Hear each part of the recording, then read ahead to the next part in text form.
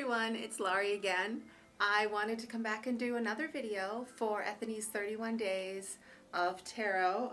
Hello, my kitty cat's joining us.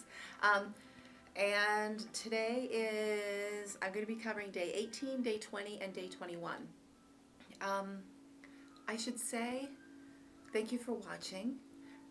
If you have never watched any of my videos before, I appreciate you tuning in to see them. And if you have watched before and are coming back, he's causing trouble under there, Leo, and are coming back, thank you for coming back. I really appreciate it. So he's going to be, I think he might be in on this. Okay, so day 18, the question is, how do you pick a deck to do a tarot reading for? So the way I pick decks, let me talk first about how I pick decks if I'm reading for other people. So I do a little bit of reading for the general public, which I have talked about before in a course that I'm taking, and I keep the decks that I use for the general public in this little box, and I think the box is meant to hold toilet paper, and I think that's what it's sold for, to hold toilet paper in a bathroom, you know, a spare roll of toilet paper, and but I keep the decks in here that I use for reading for other people, and I kind of limit it to just a few decks because I want decks that feel that I feel really comfortable with, and also that I feel like I can do a relatively quick reading, so I don't have to spend an hour or 2 hours or something doing the readings, and then I'm also using the deck that I'm working with as part of the materials, the curriculum that I'm studying. So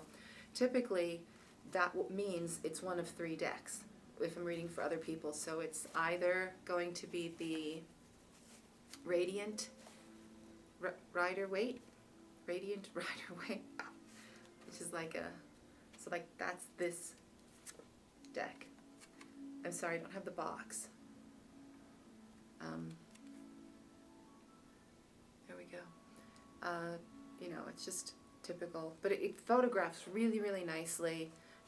It looks really good.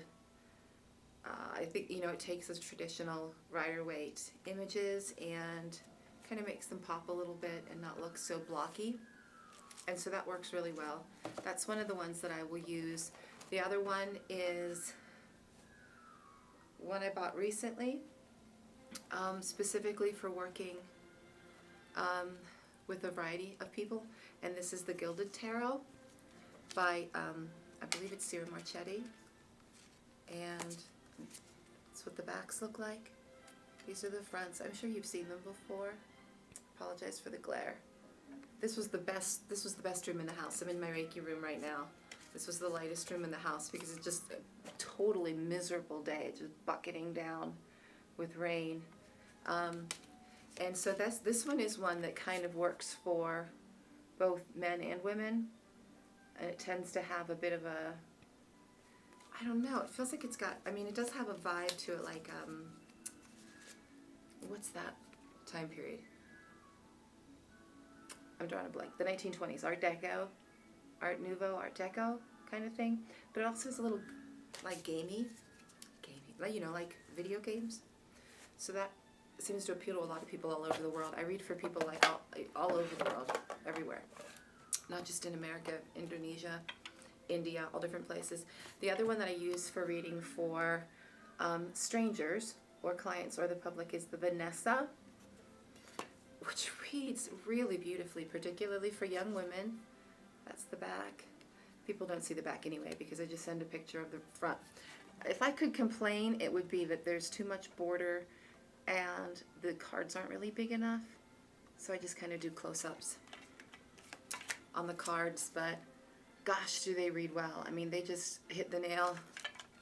They've just captured the energy that I'm going for. So it will basically be one of these 3 when I'm reading for someone else, and generally what I do is I kind of, more than looking at the topic, although I think I do look at the topic a little bit, like I don't feel like I would use the Vanessa for a really serious issue, even if it's for maybe a younger woman. I don't think I would like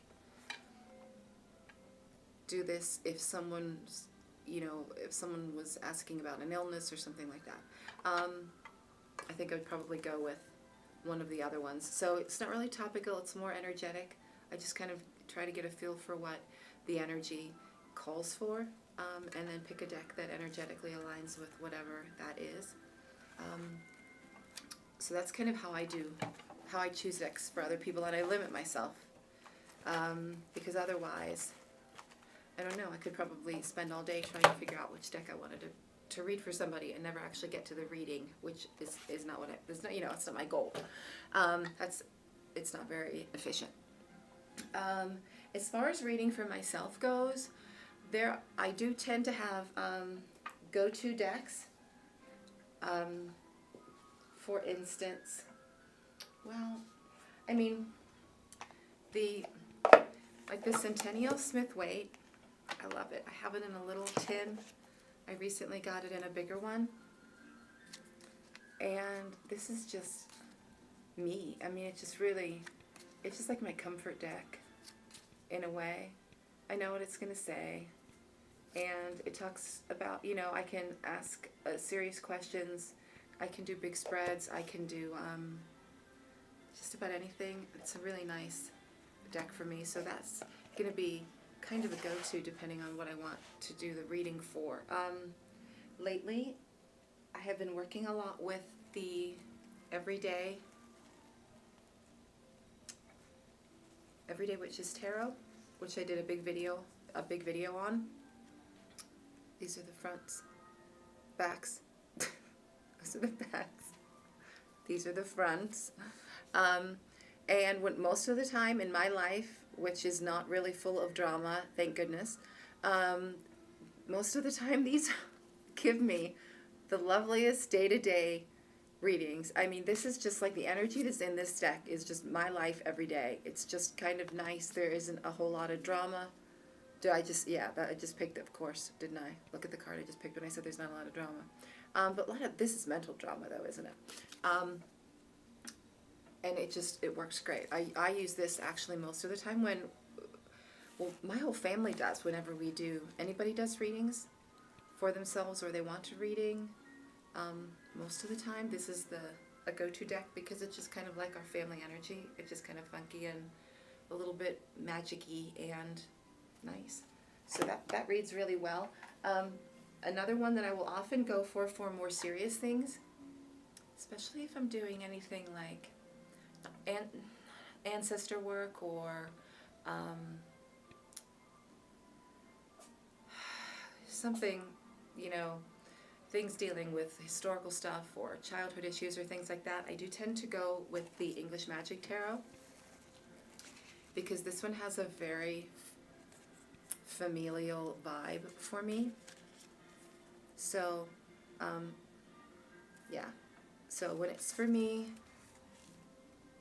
if it's, kind of serious, I kind of tend to go for this English Magic Tarot or the Centennial Smith-Waite. If it's just fun every day, I'll go for the Everyday Witch. And then at the moment, I'm working on getting to know Tarot of the She a little bit better. So I chopped those. So I've been working with this a little bit more. This might be more likely to be, that was upside down, I apologize. It would be more likely to be like, if I was working on something specific from a book, maybe working through a particular kind of draw or a draw for the the month or according to the, a full moon or a new moon or something like that. It would tend to be more that I think I would go to something like that just to see what it worked like on more interesting draws. So that's how I pick a deck. All right, question number 2, my favorite pop culture, sorry, here it is. My favorite pop culture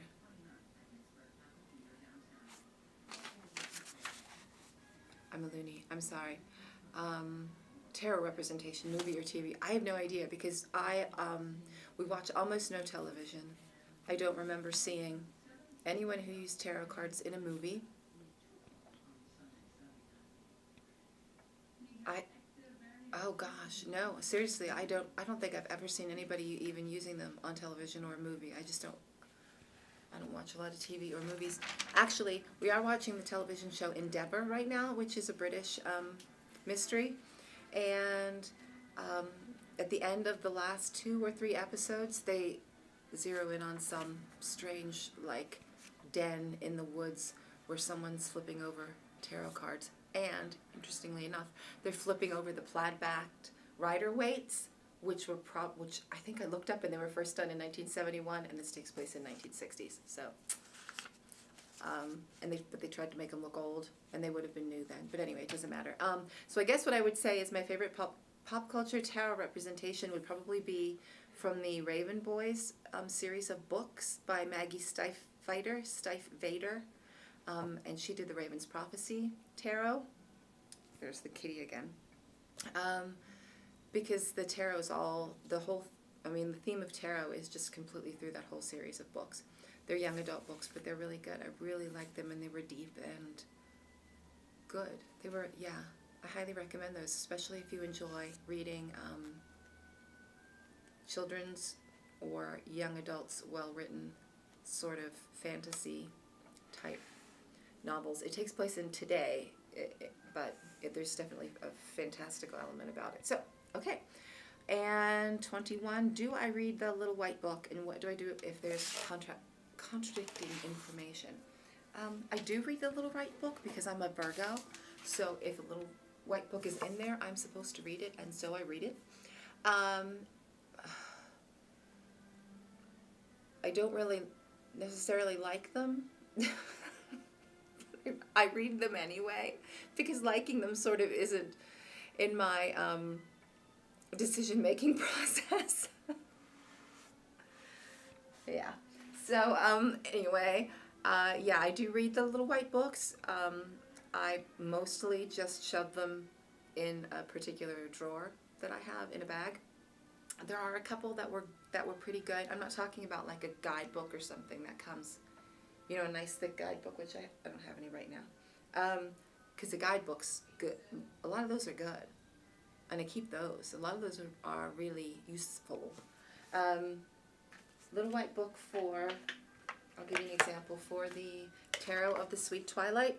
This is not the box that comes with it. I made this box, and I talk about it in another video, which will probably go up around the same time this video does. And it had a little white book in it that was because I think this is a Lo Scarabeo. Yeah, it's got all the languages on it, and so the book had all the languages in it, and I only needed like 11 pages of English. That's the only language I speak, unfortunately. Except hardly any Spanish. And so what I did was, I hope you can see this, what I did was I scanned in the pages that were relevant. So here's the free spread they give you, and then the pages that were relevant from the little white book, which amounts to, let's see, if you're counting spreads, a 2-page spread. Like this is one page, and this is 2 page in the little white book. And these are blown up so that I can read them better. So this was like 1 page, 2 pages, 3, 4, 5, 6, 7, 8, 9, 10, 11, 12. And then this is the 13th page, even though it's numbered 14.